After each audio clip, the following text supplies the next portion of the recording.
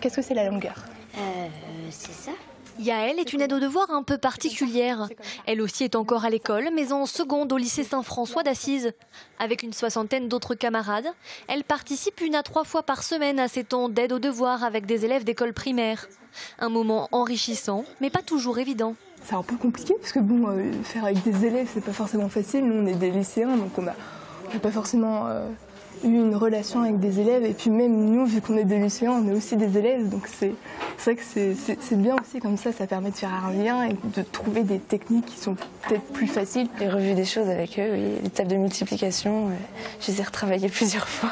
Je n'ai pas pour recevoir moi, mais c'est que j'avais du temps, donc quitte à ne pas faire quelque chose, autant aider les autres pour faire leurs devoirs ou autre. Pendant 1 heure, elle passe par toutes les matières et aide les différents élèves en difficulté.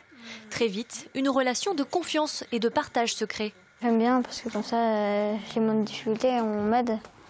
Les aides me disent des solutions pour mes devoirs et du coup, c'est bien. Ces temps d'aide aux devoirs existent depuis 2010.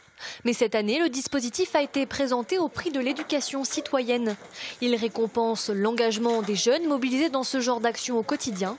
Et il a remporté le premier prix en Vendée. C'est vrai qu'on est assez fiers et qu'on est content que les élèves, alors on leur a remis à chacun le petit diplôme pour qu'ils puissent conserver aussi trace de cet engagement. Après cette distinction, le dossier des élèves du lycée Saint-François d'Assise concourt désormais au niveau national. Pour connaître les lauréats, il faut encore patienter quelques mois puisqu'ils seront rendus publics au premier trimestre de l'année prochaine.